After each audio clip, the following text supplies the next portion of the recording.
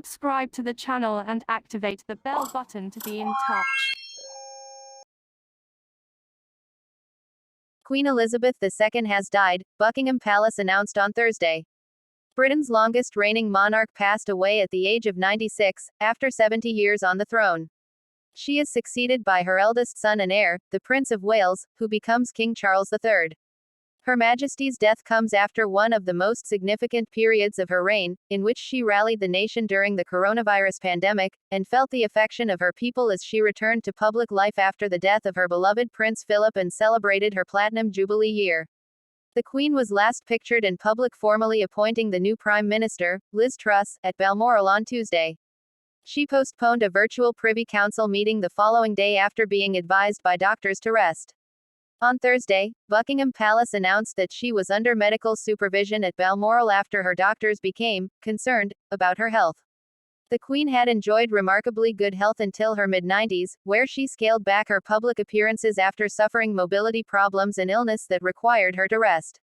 As she increasingly suffered from what Buckingham Palace described as episodic mobility problems, she was compelled to miss events, including the state opening of Parliament, service of remembrance at the Cenotaph and the Commonwealth Day service. In February, she contracted COVID-19 amid an outbreak at Windsor Castle.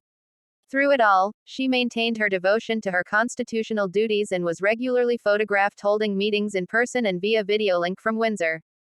The announcement of her death marks the start of national mourning, with the royal court to spend 1 month officially honoring her memory. Across the country, Union flags will be lowered, church services held, and condolence books offered for members of the public to pay their respects during the most seismic institutional change of most of their lifetimes.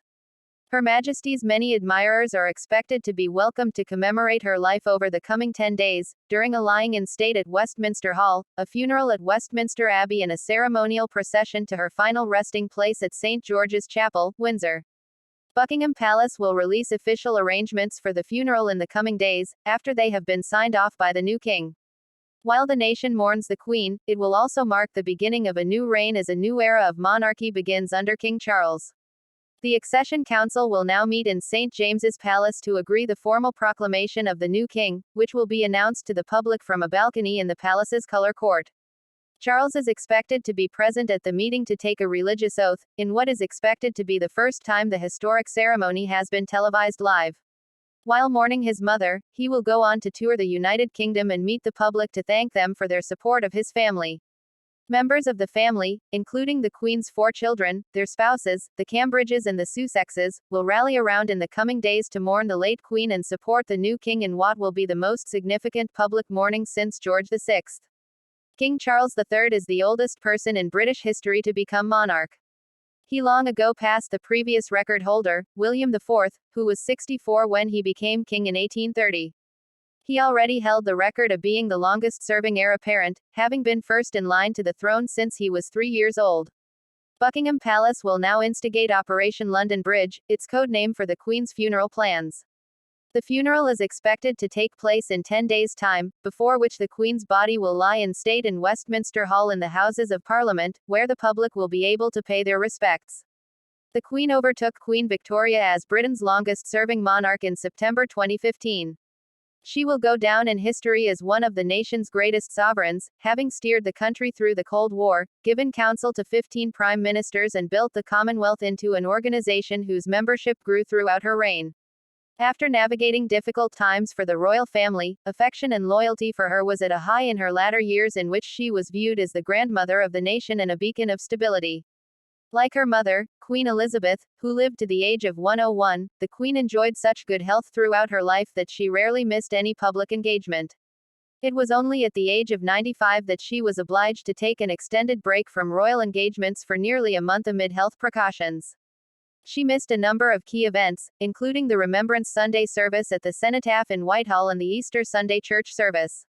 As details emerged that her mobility was proving a problem, the palace said the Queen's attendance at Jubilee events would only be confirmed on the day. Bergman, EPA. During her reign, she visited 116 countries on 261 official overseas visits, which included 78 state visits, making her by far the most traveled monarch in history. She also worked tirelessly to promote the more than 600 charities of which she was patron. Despite her exhaustive schedule of engagements, the Queen would begin every day by reading through state papers sent to her by government departments in the famous red boxes, approving and signing them where necessary. This routine never varied, no matter where in the world she was.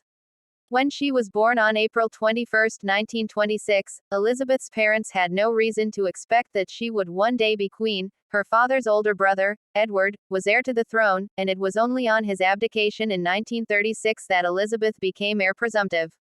"I will be good," she replied, when told by her governess of her new elevated status.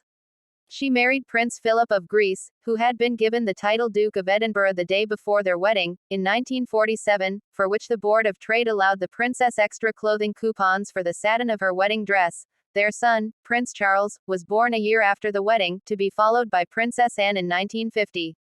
On her 21st birthday, in an address from Cape Town, Elizabeth had declared that, "My whole life, whether it be long or short, shall be devoted to your service." She spent the rest of her life making good on that pledge, and the nation showed its gratitude to her with the memorable celebrations of her silver, golden and diamond jubilees. In 2012, when Elizabeth became only the second monarch to reach a diamond jubilee, Britain and the Commonwealth joined in 4 days of celebrations, including the biggest pageant of boats seen on the Thames for 350 years. More than 1 million people turned out in appalling weather to line the banks of the river and to cheer the Queen as she made her way downstream on the royal barge. She embraced technology in later life, amused to see her work transferring to video calls as she spent a unique lockdown in isolation in Windsor Castle. There, surrounded by a small number of loyal staff, she spent time with Prince Philip in his final months and enjoyed the gentle pleasures of riding, walking the dogs and visiting her budgerigars. The Queen is survived by her 4 children, the Prince of Wales, the Princess Royal, the Duke of York and the Earl of Wessex. She has 8 grandchildren and 12 great-grandchildren.